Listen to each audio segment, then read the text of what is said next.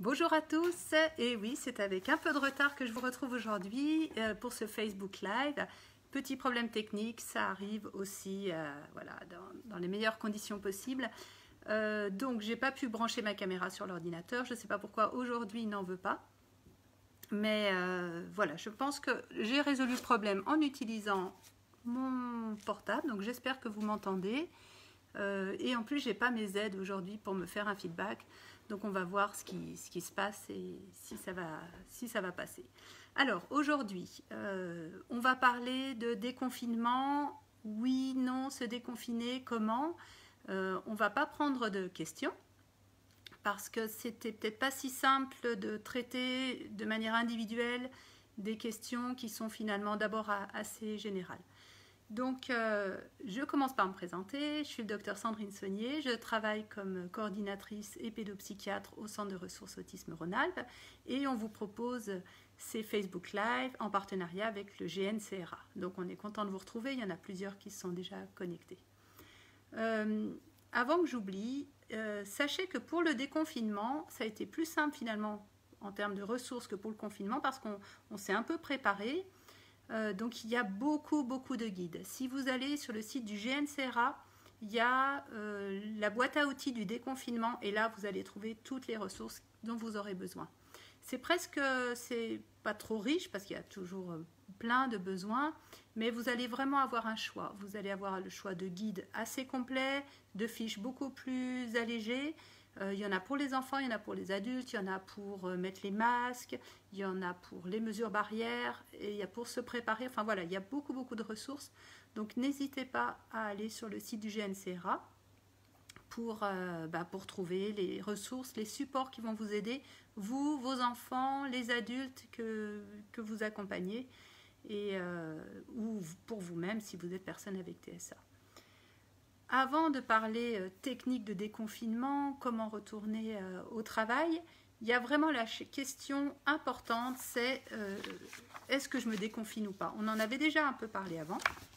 Et là, il y a un très bon document que vous allez retrouver sur Santé BD qui a été fait aussi avec le site, je pense que c'est handy.gouv. Enfin, là aussi vous aurez les références. Hop. Ferme ça, j'ai une inquiétude parce que j'ai peur de ne plus avoir de batterie là tout d'un coup. Voilà, désolé, hein, c'est la technique comme ça, des fois ça marche pas comme on veut. Alors donc Santé BD a fait un très bon guide, très visualisé, donc c'est parfait pour les personnes qui sont pas très à l'aise avec le langage. C'est le 11 mai, c'est le début du confinement, je choisis. Voilà, c'est vraiment très bien fait, il y a toujours le graphisme de Santé BD est excellent. Moi, je suis complètement fan. Et il donne des informations très claires. Alors, je remonte un peu en avant. Quand on dit « je choisis », ça suppose déjà qu'on a le choix. C'est-à-dire, est-ce qu'on a le choix de rester confiné ou de se déconfiner? Donc, dans la majorité des cas, vous aurez quand même le choix de vous déconfiner et du rythme de votre déconfinement. Pour certaines personnes, notamment des personnes TSA qui travaillent, peut-être qu'elles n'auront pas beaucoup le choix parce que le télétravail, même si il est censé être favorisé, dans certains cas, c'est juste pas possible de continuer le télétravail. Donc, il va y avoir peut-être une discussion avec votre employeur. Pour d'autres personnes, il n'y a pas le choix de se déconfiner parce qu'il faut aller gagner sa vie aussi, il faut retourner au travail. Et puis pour d'autres parents, il n'y a pas le choix parce que ce n'est juste plus tenable finalement la situation à la maison. Mais on va partir du principe qu'on est encore en phase où on choisit de se déconfiner ou de rester confiné. Et ça va dépendre de plusieurs paramètres. D'abord, le paramètre primordial, c'est quand même votre santé et la santé de vos proches. Donc ça, c'est ce que vous devez discuter en premier. C'est est-ce que vous êtes fragile? Et l'âge de votre âge, alors souvent les personnes avec TSA, il y en a des plus âgés, mais on parle souvent d'enfants ou d'adultes un peu plus jeunes. Si vous avez moins de 65 ans, que vous n'êtes pas fragile, c'est vrai que vous allez considérer d'autres aspects pour décider ou pas si vous devez rester confiné. Le handicap, l'autisme, le TSA en soi ne représente pas un facteur de risque plus important d'attraper le Covid. Donc je dirais que la question, elle se pose si vous avez d'autres pathologies associées comme vous ou vos proches, hein, une maladie du cœur, un diabète, des maladies respiratoires ou du poumon, des maladies des reins, un cancer grave ou de l'obésité. Ça, ce sont des pathologies associées où on conseille, ou des pathologies tout court, hein, si c'est vos proches, on conseille quand même de rester confiné dans ce cas-là. Parce que quand on est fragile, vous le savez, on a plus de risques, c'est pas tout le temps, mais il y a plus de risques de faire une forme grave. Si vous choisissez de vous déconfiner, parce que finalement, vous trouvez que vous n'avez pas de risque, vous n'êtes pas dans les personnes fragiles, il va y avoir un certain nombre de mesures à prendre. Et ça, on va pouvoir en parler. Là aussi, vous allez trouver beaucoup de ressources. Mais je reviendrai là-dessus. La question de se déconfiner ou de ne pas se déconfiner, une fois qu'on a enlevé les problèmes de santé graves ou qui représentent un risque, c'est aussi pour les personnes avec autisme la question toujours du bénéfice. Quel bénéfice j'ai à me déconfiner? Et derrière le bénéfice, j'entends plusieurs choses. Il y a la motivation, j'ai super envie de me déconfiner, je ne suis pas à risque, donc vraiment, le choix il est plus rapidement fait. Mais par d'autres fois, c'est pas si simple. Je ne suis pas à risque, mais je ne suis pas très motivée pour me déconfiner. Et il y a encore la peur. Et c'est tous ces paramètres que vous allez discuter. J'en avais parlé dans le précédent Facebook Live, mais là, on va essayer un peu plus de systématiser la démarche de choix. Donc je reviens. Le choix, on va considérer qu'il est possible pour vous et que vous êtes dans l'hésitation. Et même quand on est parent, pour ses enfants, on peut hésiter au sein de la même famille. C'est-à-dire que j'ai rencontré l'autre jour une famille avec 2 enfants TSA. Pour l'une, c'était important, elle voulait retourner à l'école, elle voulait se déconfiner. Pour l'autre, certainement pas, c'était déjà difficile avant le confinement, mais alors là, il n'a absolument pas envie d'aller à l'école. Et pour les parents, il y a la peur. Est-ce que les conditions d'accueil de mes enfants seront suffisantes pour en tout cas, limiter le risque d'infection? Et l'autre question, est-ce que les conditions d'accueil seront suffisantes ou propices ou adaptées pour que mon enfant n'ait pas un niveau de stress trop élevé qui ferait qu'ensuite, quand il va devoir retourner à l'école, ça va être encore plus compliqué qu'avant, par exemple au retour de vacances. Donc vous voyez, là, on est face à 2 facteurs d'anxiété. Il y a le facteur d'anxiété lié à la peur du virus et d'être contaminé, et le facteur d'anxiété généré par ce nouveau changement, cette transition, le retour à l'école. Donc, ça fait 2 facteurs à évaluer face à la motivation et aux besoins de l'enfant. La motivation, elle va être des 2 côtés. Du côté de l'enfant, du côté du parent, du côté du conjoint par rapport à la personne avec TSA avec qui elle vit, parce que là j'englobe vraiment adulte et enfant, hein, c'est vraiment une discussion ensemble.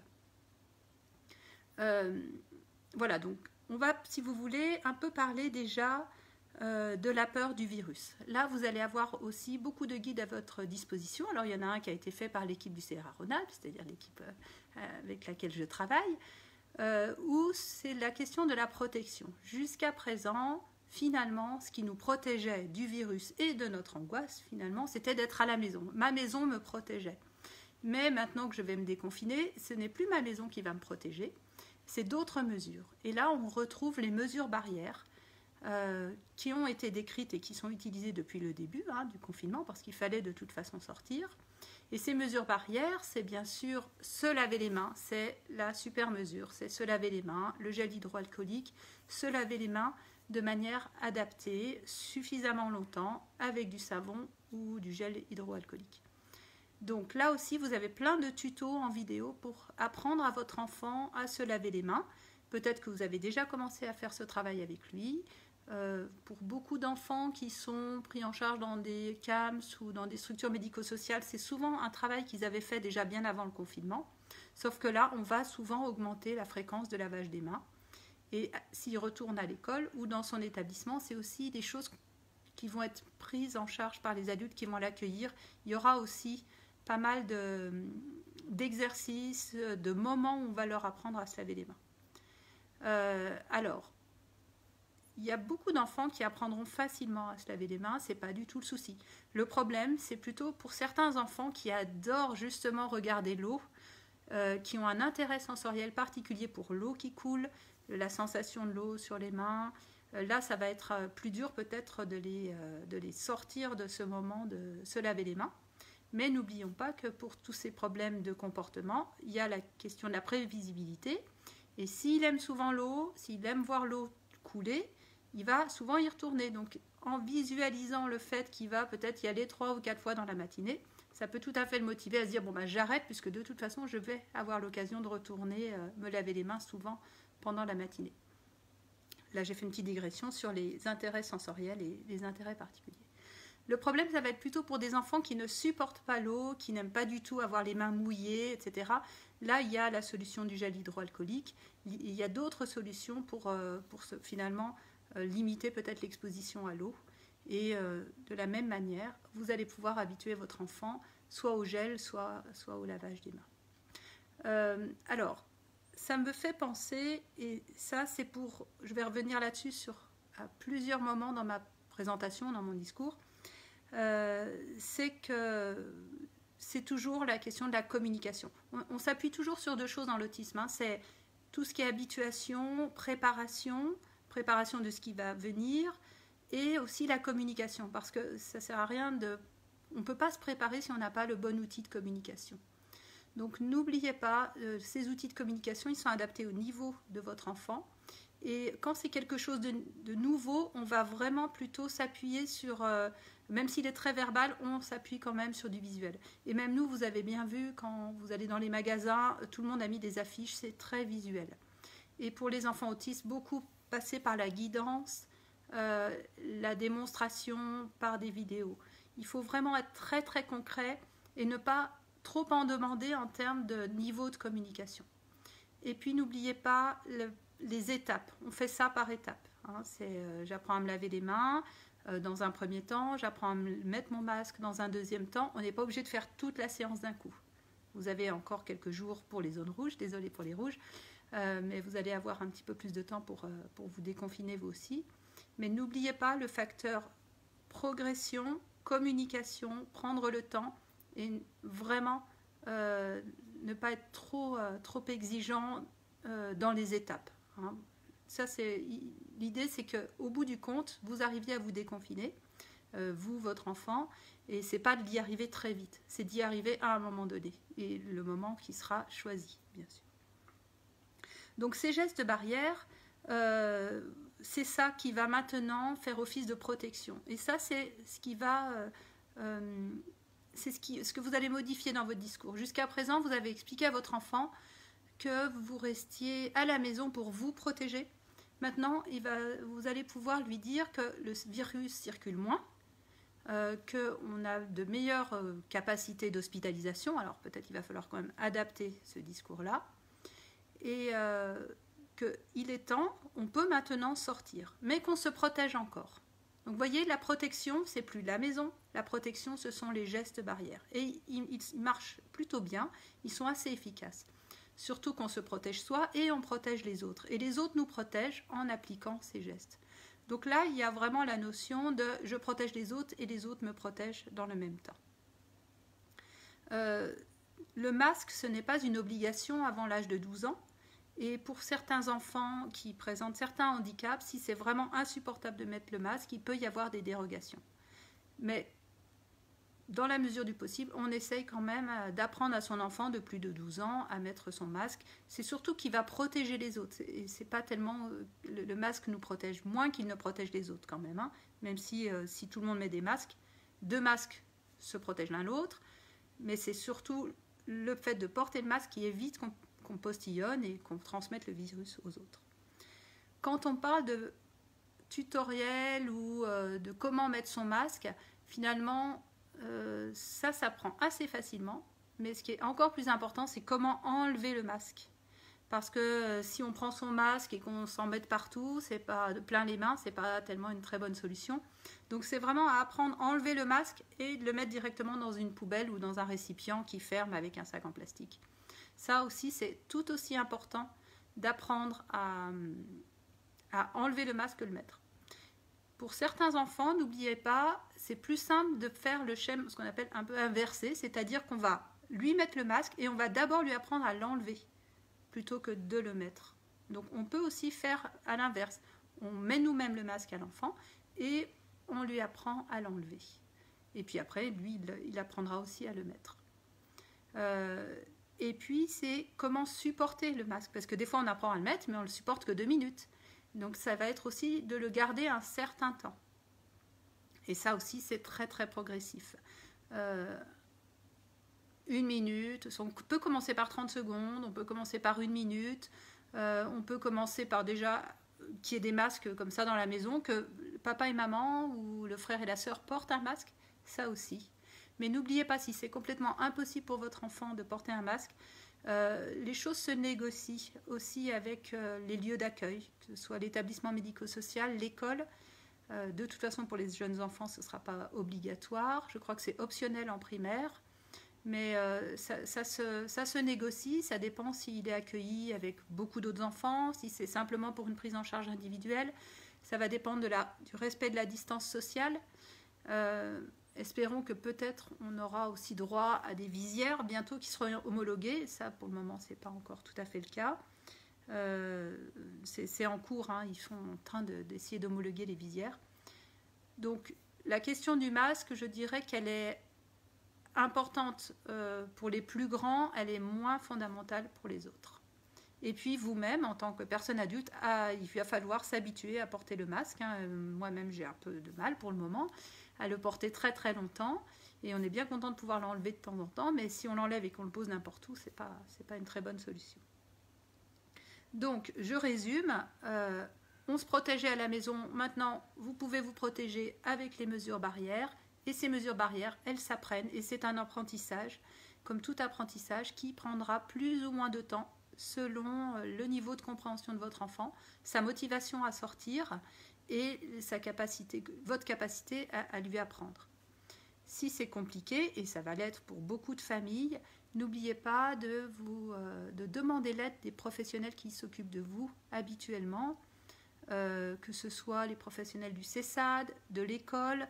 Il peut y avoir des personnes qui viennent à domicile aussi préparer, des personnes qui le suivent habituellement, hein, bien sûr, l'éducateur. Je ne dis pas qu'il y a des équipes spéciales pour apprendre des masques, mais les personnes qui s'occupent habituellement de votre enfant ou de votre proche adulte, parfois peuvent venir aussi à domicile pour aider à cette préparation au déconfinement. Une fois qu'on est équipé, je dirais, pour sortir, hein, qu'on a bien communiqué autour de ces gestes barrières, il est possible que l'angoisse, et normalement c'est fait pour ça, hein, ces mesures de protection devraient faire diminuer l'angoisse d'être contaminé ou de transmettre le virus à ses proches. Mais de la même manière, ça c'est aussi un paramètre qu'on ne peut pas complètement contrôler. La peur du virus, cette angoisse-là, elle est aussi celle qu'on ressent nous, hein, en tant que parents ou proches. Et c'est pour ça que dans la question du choix, la peur ou la crainte qu'ont les parents, elle est aussi importante que ce que ressent l'enfant. Et je dirais même que souvent l'enfant va beaucoup s'appuyer sur le ressenti des parents. Si votre enfant vous sent confiant, votre proche vous sent confiant par rapport aux mesures de protection, il sera moins inquiet. Si vous-même vous êtes très angoissé qu'il attrape le virus, vous n'allez pas être du tout à l'aise pour l'exposer ou qu'il puisse reprendre une vie, je dirais, de déconfiné, parce qu'on ne peut pas parler de vie normale. Hein. Pour vous rassurer, vous pouvez aussi discuter avec les personnes qui vont l'accueillir. C'est très important. Je vois bien dans le service, on remet, on accueille de très jeunes enfants avec autisme. On a mis en place le parcours du patient. On s'entraîne à recevoir les enfants. Qui va les recevoir ? On met des petites indications au sol. On va essayer de prendre des photos pour montrer aux parents comment ça va se passer. Voilà, on essaye en tout cas de lever toutes ces inquiétudes et ces interrogations. Tant que vous avez des interrogations, vous n'allez pas être à l'aise. Donc c'est important que vous posiez des questions, que vous rentriez en contact avec la maîtresse de l'ULIS, avec la structure de CAMS ou du CESAD, pour savoir comment vont se dérouler ces accueils-là. qui va accueillir, enfin bref, et puis même avec vos questions, et vous allez les aider à mettre en place leur procédure, parce qu'on pense normalement à tout, mais il est possible qu'il y ait des détails auxquels on ne pense pas. Par exemple, la question des doudous, des petits nounours, comment est-ce qu'on va faire pour que le doudou de l'enfant ne traîne pas partout. Alors c'est déjà des choses qui étaient pas mal gérées en crèche, mais quand je dis doudou, ça peut être objet sensoriel favori, bien sûr, on élargit. C'est des questions qui étaient déjà pas mal gérées, mais là qui seront vraiment importantes. Hein. Donc vous posez aussi les questions parce qu'il y a les mesures de protection que vous mettez vous en place, que votre enfant va mettre en place, et il y a ce que la structure d'accueil va proposer. Donc comme vous l'avez compris, tout ça c'est pour faire baisser le niveau d'anxiété lié au virus. Mais il y a aussi toute l'anxiété liée à la nouveauté, à cette transition. Ça y est, je vais enfin devoir ou je vais enfin pouvoir sortir.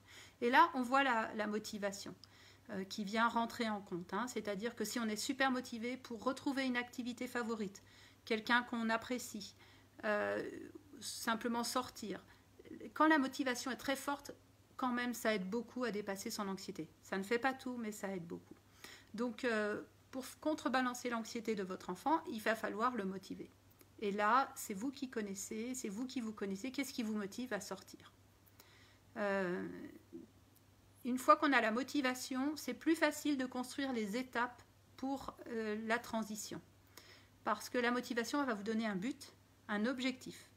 Et après les étapes, elles se construisent d'elles-mêmes. Par exemple, si votre motivation, ça va être... alors, pour les zones vertes, on a rouvert les parcs, mais de retrouver une activité sympa dans un parc, ou même d'aller à l'école. Hein. Il y a des enfants qui aiment l'école, mais oui, ça arrive. Ou de retrouver peut-être un copain, ça peut arriver aussi. Là, c'est facile. Ça, c'est l'objectif. Et on va procéder par étapes. Alors, avant d'arriver à cet objectif-là, il y a peut-être beaucoup d'angoisse. L'angoisse de ressortir, l'angoisse de reprendre le trajet, et on ne va pas le faire du jour au lendemain. Et c'est là que vous allez avoir tous les guides qui vont vous aider, puisqu'il y a des petits programmes sur comment construire mes étapes, le côté très progressif. Hein, on n'est jamais assez progressif. Quand c'est sortir, des fois, c'est juste sortir en bas de l'immeuble. Et puis, c'est sortir 5 minutes, puis 10 minutes, puis un quart d'heure. Donc, là aussi, gardez bien en tête votre rythme ou celui de votre proche avec autisme, pour que chaque étape ou sous-étape, ce soit une réussite. Il faut vraiment faire de cette transition un moment, si possible, agréable et en réussite. Donc, il vaut mieux faire des étapes plus courtes, voire 2-3 étapes qui pourraient se faire d'un seul coup, que de faire des étapes qui soient inaccessibles et puis on part sur une crise d'angoisse. Ça, c'est vraiment pas une très très bonne idée. Et puis, quand on réussit quelque chose, comme l'objectif final ou la motivation, elle n'est pas forcément au bout. Hein, c'est pas parce que vous allez pouvoir sortir 5 minutes que vous allez avoir votre objectif atteint, puisque par exemple, si votre travail est à 30 minutes, il va peut-être, ou l'école est à 30 minutes de marche à pied, ça va être plus long. Donc n'oubliez pas de vous faire du bien, de vous offrir une récompense, si c'est vous-même qui vous imposez ces étapes, ou de donner quelque chose de très motivant, une forme de récompense, qui peut être aussi des félicitations, à votre enfant. Ces récompenses, ensuite, elles vont diminuer, hein, évidemment, puisque plus on s'approche de l'objectif final, c'est l'objectif, la récompense à la fin. Mais en attendant, n'hésitez pas à mettre en place ce système de gratification, de récompense. Tout ça, ça aide à la motivation. Alors, de la même manière, quand votre enfant ou votre proche est sans langage, c'est beaucoup plus difficile pour lui de se représenter qu'au bout du compte, il y aura quelque chose d'agréable et de se projeter. Donc, les systèmes visuels aussi sont très importants. Et c'est là aussi où il faut faire des récompenses assez fréquentes pour que la motivation se maintienne. Il y a aussi dans l'anxiété toute la question des émotions. Parce que l'anxiété, c'est une émotion assez complexe. C'est à la fois de la peur, il peut y avoir une espèce de tristesse, ça peut être... pour certains enfants, on peut déjà travailler sur les émotions qu'ils ressentent. Et même pour vous, ou même si vous êtes parent, c'est tout à fait normal d'avoir de la peur et de l'angoisse face à cette nouvelle situation et à ce déconfinement. Donc là, on peut en parler entre soi, en famille, qu'est-ce qui fait peur, qu'est-ce qui ne fait pas peur, dédramatiser, mais aussi demander à des professionnels qui peuvent nous aider à bien repérer ce qui est de l'angoisse, ce qui est de la peur, ce qui est de la tristesse, parce que des fois, tout ça se mélange dans ces périodes de transition et d'inconnu quand même. Hein. Et là, pareil, il y a des guides pour identifier les émotions. Voilà, il y a plein d'outils qui sont plus ou moins complexes et élaborés selon le niveau de communication de la personne. Un point important, parce que là j'ai l'impression que je vous donne beaucoup de travail à faire, hein, transition, préparation, motivation, émotion. Tout ce que vous allez faire aujourd'hui comme travail, ça va vous servir pour plus tard. C'est finalement simplement une préparation au changement dans une situation un peu d'instabilité, d'inconnu, mais dans la vie, il y en aura d'autres. Donc tous ces outils que vous allez utiliser, mettre en place, cette expérience de la préparation, elle vous servira pour des rentrées scolaires peut-être plus classiques, pour des préparations pour aller découvrir des nouveaux lieux. Donc c'est vraiment un travail qu'il est important d'investir parce que ça vous servira de toute façon en d'autres occasions. J'espère moins dramatique ou moins stressante que celle d'un Covid. Hein. On n'aura peut-être pas le Covid trop souvent dans notre vie, il faut l'espérer. Pour se préparer aussi à ce déconfinement, un des paramètres de choix, c'est le rythme de vie. Là, vous vous dites, je suis quand même assez motivée, je peux dépasser l'anxiété, mais est-ce que je vais vraiment réussir à reprendre ce rythme de vie? Et ça, c'est vrai que ça peut être un vrai frein ou peser dans votre décision.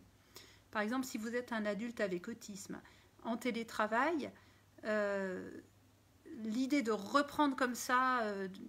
dans le flow, l'exigence d'un travail à temps plein, sur un autre rythme, avec de nouveau des collègues et en plus des mesures barrières qu'il va falloir appliquer, ça peut paraître vraiment insurmontable.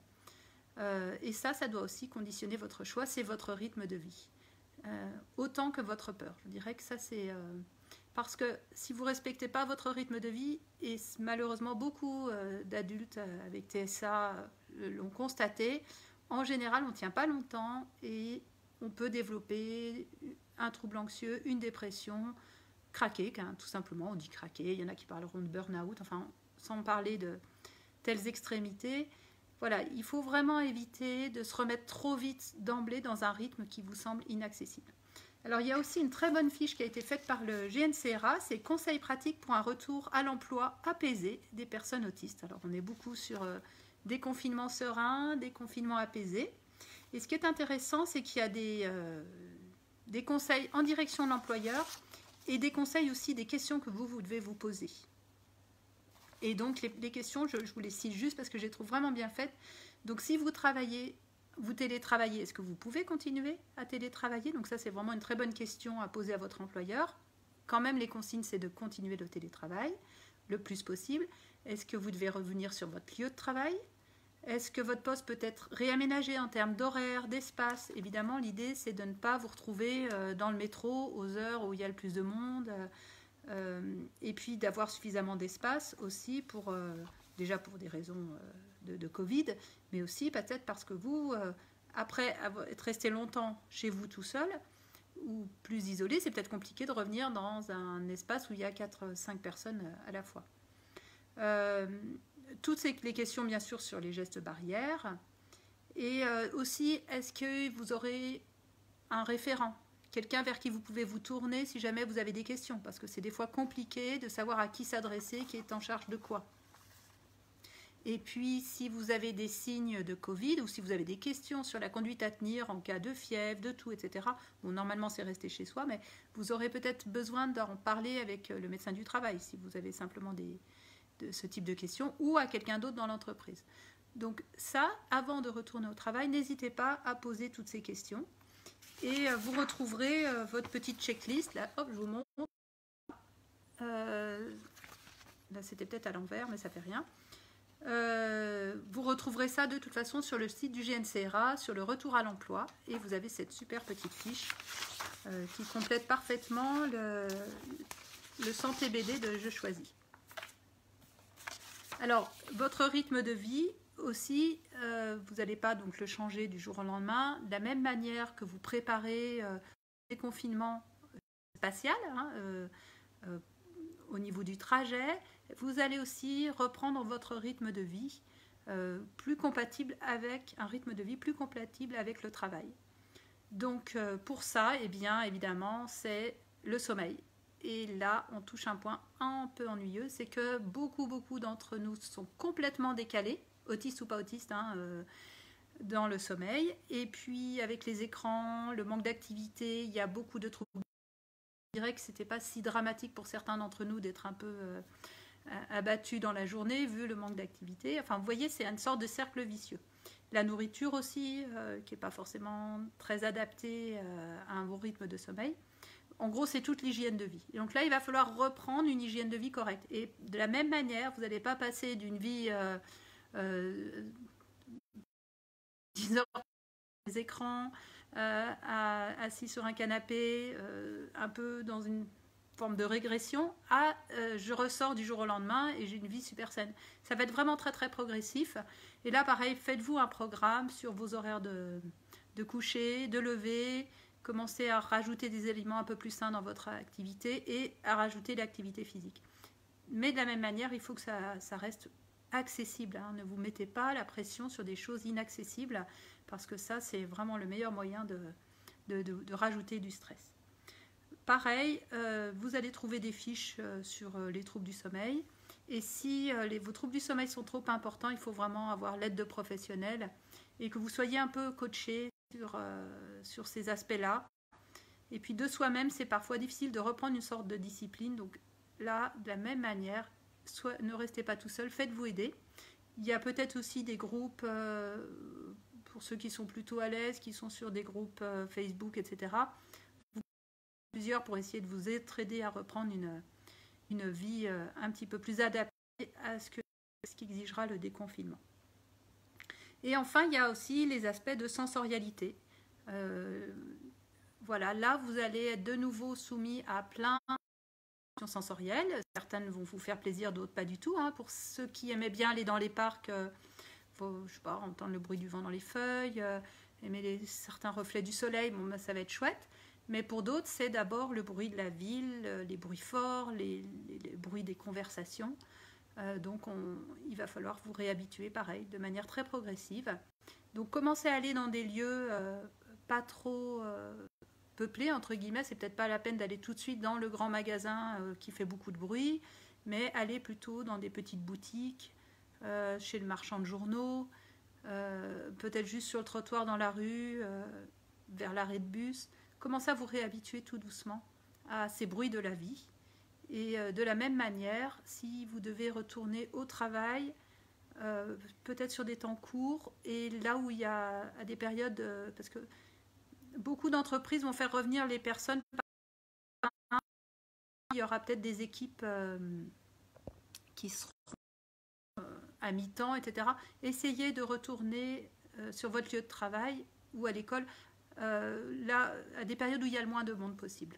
Ça peut aussi vous aider. Et toujours ce côté progressif qu'on va essayer de maintenir et que vous allez essayer de maintenir pendant cette période de réhabituation et de déconfinement. Voilà, donc je pense que j'ai après couvert pas mal de questions. Il y a toujours pour vous infoservices, donc le site du GNCRA, handicap.fr aussi pour toutes les questions qui concernent et la rubrique aussi des questions fréquentes du GNCRA, où là vous aurez pas mal de rubriques concernant votre droit à rester chez vous si votre enfant avec un handicap ne peut pas retourner à l'école, sur l'obligation ou pas de se déconfiner. Donc là vous avez un peu tous les aspects administratifs, il y a pas mal de réponses là-dessus.